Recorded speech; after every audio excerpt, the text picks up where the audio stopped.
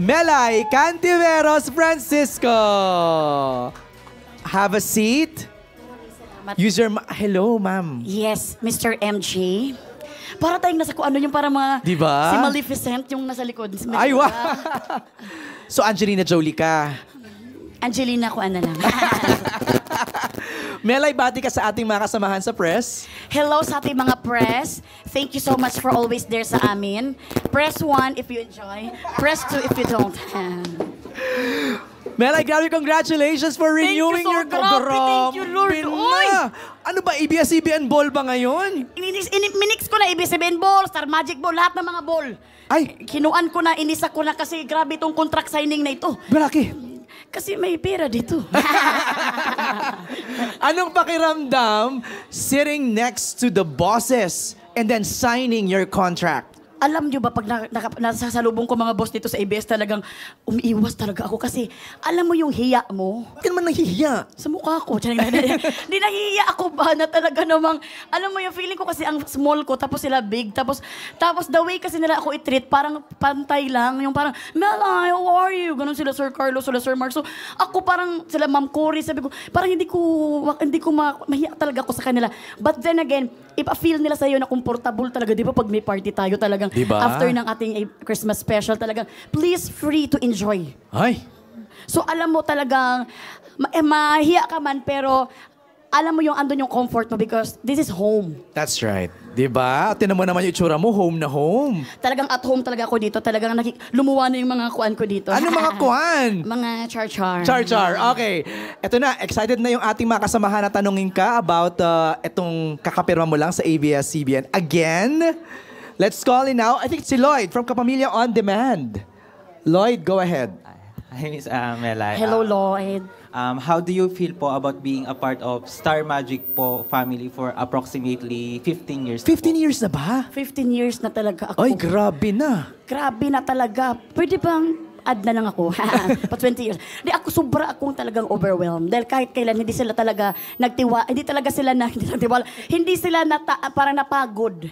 Talaga yung tiwala nila full blast talaga. Ako naman, wala na akong tiwala sa sarili ko. Gusto ko na nga umuwi ng Jensen magtinda na ako ng tuna doon. Pero sila, kasi every 2 years lang talaga yung mga taning ko, yung parang 2 years lang muna ako alam ko, hindi na ako magkaka-project next year. Ganun. Pero sila binibigyan at binibigyan kahit saan ako ilagay. So talaga, thank you so much, Kapamilya, for always trusting me whenever I cannot trust myself. Lloyd, salamat. Thank you. Let's call in si Kapamilya Vines. Mikey, ko ba yan? Okay. Go ahead. Hi, Ma'am Shemelay. Good afternoon. My question is, what made you stay as a Kapamilya? Ay, ang ganda. What made you stay as a Kapamilya? Can I have my translator? What made me stay? Because it made me stay because of the love of the bosses and of the workmates here in Kapamilya. Akala nyo hindi ka nag-study, ha? No? Hindi, talagang grabe naman kasi talaga magmahal ang Kapamilya and grabe nila hasain kung ano mang meron ka. Kasi ako wala naman akong talento. Hindi ako mag-acting, hindi ako singing, hindi ako dancing. Pero sila, hinahasa kanila, hinahanapan kanila kung saan ka mag-shine. So, saan ka ngayon nag-shine? Wala pa rin. Ay, grabe ka naman. Hindi sa hosting. Ay! Ay, hindi naman. Sorry, Grabe. Hindi, lang. Hindi, baka nang, parang comfortable ako. Hindi ko sinasabi na ako yung comfortable ako sa hosting. So, doon ako parang happy na ako and wala na akong masabi pa kundi thank you, Kapamilya. Grabe, thank you. 15 years as a Kapamilya. Yes, 15 years as a Kapamilya and what can I ask for more? Parang English mo, ha? Nag-study kasi ako kahapon eh. Grabe, pati yung hikaw mo, kumikinang-kinang, ha? Well, 30 pesos from... Okay, let's call in Nicole Trinidad. Nicole? Hello po. So my question is, you've worked with some of the biggest names in the industry. Who would you like to collaborate or work with next? If bibigyan Parang ko ng natulala chance. ka sa pag-English niya, no? Parang na... Nasyak ako parang doon ako na-stop sa collaborate. Parang YouTube lang yun, ha? Who I want to collaborate. Hindi ko na kaya talaga. Kahit sino. I want to collaborate kahit sino naman. Kasi kung sino ang talaga namang, alam mo yung babigyan tayo ng chance na makasama para sa mga teleserye or mga movie. Kung sino ang available dyan, I will grab it. So gusto mo mag-teleserye at pelikula? Kasi kakasabi mo lang gusto mo mag-hosting eh. Oo. Actually, gusto nating itry yan lahat. Lahat. Sa ngalan ng hanap buhay. Sa ngalan ng money. Okay. Diba? Thank you, Nicole. Salamat. Let's call in Mega Kapamilya. Yeah. Okay, Melay, my question is, what is the unforgettable thing that happened to you since you became a Star Magic artist? Ang dami niyan kasi 15 taon. Oo. Pero sa top of your mind right now, ano yung hindi mo makakalimutan? Grabe pala yung mga president. From New York pala to sila, no? English lahat yung Ay, New Yorkers. Hindi, ang hindi ko makalimutan talaga sa stay ko dito sa Kapamilya is syempre, tatlo yan eh. Unang-una yung pagkapanalo ko sa Pinoy Big Brother. Yun ang nagbukas talaga ng pinto sa akin dito sa Kapamilya. Ang una pala din hindi ko makalimutan nung nanalo ako, sinabihan ako ni Sir Gabby. Ano sabi? Sir Gabby Lopez, nasabi niya, kung may problema kayo at kung may mag-aapi sa inyo, mga aapi, sabihin nyo lang sa amin. Ay, talaga. Sinabi talaga ni Sir Gabby Lopez. So, anong naramdaman mo nun? I feel na home agad. Tapos sabi ko agad, Daddy? Kailan hindi niya ko anak. Kaya sabi ko, oh, sir. So, talagang number 2, yung binigyan ako ng magandang buhay talk show, morning show. Kasi bibigyan ka ng morning show, hindi basta-basta yun. Sa the best pa na network, morning show na talaga namang nandun sila, Miss Chris Aquino, pinagkatiwala sa iyo. So talagang doon ako na, sino lang naman ako noon? Hindi pa nga ako doon ganun ka bihasa sa hosting, pero pinagkatiwala sa akin. Kaya sabi ko, Lord, grabe talaga ang Kapamilya magtiwala sa akin. Kaya thank you so much. Pangatlo? Pangatlo, itong aking sitwasyon ngayon na sobra akong thank you, Lord, na nakakuan ako dito ng, yung act nung nanalo ko sa AAA. Ay, oo. Yes, yung nanalo ko sa AAA na talaga namang walang nag-expect. Kahit ako wala din nag-expect.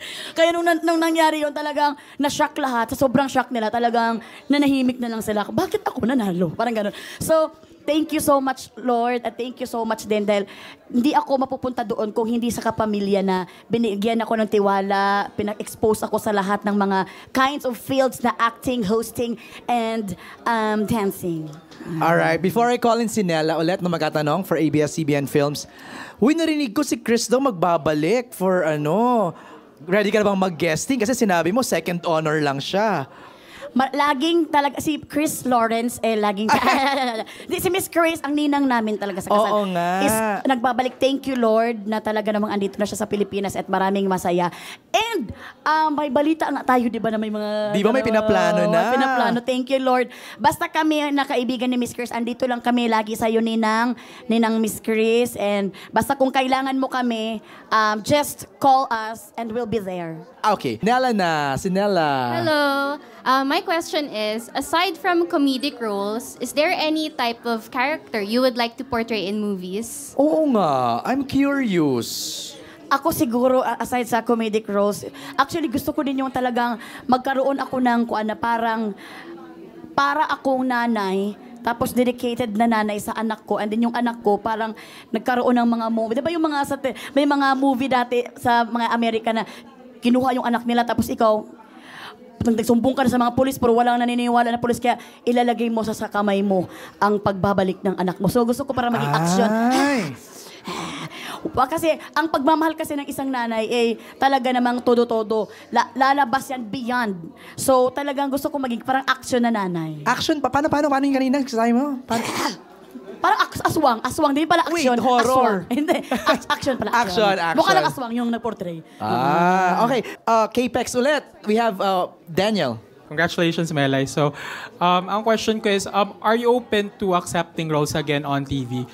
For example, sa teleserye. And what type of role or project sa tingin mo makakapagpabalik sa'yo on TV? I'm always open. And, charing lang. Ang teleserye, sorry. Since nalilinya ka sa hosting. Oh, yes.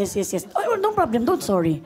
I will be the one to sorry. Sorry. Hindi, I'm open naman kung ano yung mga bibigay sa akin na kuan. Pero this moment of time, ini-enjoy ko kasi ang hosting. Kaya parang napansin, hindi ako nag-teleserye kasi ini-enjoy ko yung parang mga offer na hosting na thank you Lord talaga naman na nabibigyan ako ng time sa mga anak ko. Hindi na ako yung parang, kasi pag teleserye kasi kinakain yung time mo eh. Kinakain yung panahon mo sa asawa mo, sa anak mo, sa pamilya mo. So ngayon, sobra akong happy na aside sa dahil sa hosting, naghahanap buhay ako, nabibigay ko naman yung time na sa mga fans ko, and nabibigay ko yung time sa family ko, lalo na sa parents ko, kasi may time ako ngayon na umuwi-uwi ng Jensen, kasi nga, my dad, yung papa ko kasi syempre may karamdaman na kasi, kaya kailangan talaga nabibisita kasi time is running, time is short. Paano pag inimbitahan ka ni Coco Martin na maging part ng Batang Quiapo? Walang problema. Basta, siyempre naman, sino ba hindi magkukuha Anong role ang naiisip mo na bagay? Batang Quiapo, Melay Cantiveros, anong role? Hiyang-hiya naman tayo kung ilab team tayo kay Coco Martin. I'm sure siguro wala nang manunood. So kung doon tayo sa ako sa tindera ako, or sa ano ba yung mga role na bagay sa mukha ko, I'm gonna accept it. What's the matter? So, tagatadtad ng mga karni doon, sa mga, kung ano ba yung mga kuan. Ka-love triangle daw ulit. Siguro kung kalab triangle ako ni Coco Martin, hindi na magsiselos yung couple talaga. Sasabihin niya, yan lang, ano ba yan? Alright, last na lang, si Brian of Showbiz Online Portal, may question yata. Congratulations. Salamat, po, salamat. Bali, napag-usapan po natin kanina yung ayun po, yung mga tungkol sa movies or TV series man. Ngayon naman po, sino po yung mga specific na mga kapamilya or dahil ngayon may collaboration na po tayo sa Kapuso, sino po yung mga sa tingin yung gusto nyong makasama pa po? Sa Kapuso. Yes po. Or kapamilya. Yes. Oo. Ang gusto kong makasama talaga dito sa kapamilya, actually lahat dito talaga is family dito sa kapamilya kasi kahit hindi mo naman nakasama sa teleserye, pag nagkikita kayo sa mga Christmas special, Christmas ball, ay talaga namang parang close na talaga kayo. Pero kapag sa work na ang sinasabi, talagang gusto kong makasama naman sa mga teleserye, no? So, siyempre ang kuan. Sino? Yung aking miga, si Kim Chu sa teleserye. Because ang aking miga kasi is ang magaling talagang ating best actress of all time. Ganda nun. Siya ang gusto kong makasama and siguro gusto ko kambal kami. Ay, wala naman. Imposible naman yun. Wala na. Kalimutan na yung project na yun. Wala na. Failed na agad. Thank you, Brian. Maraming salamat. We love you, Melay. Thank you very much.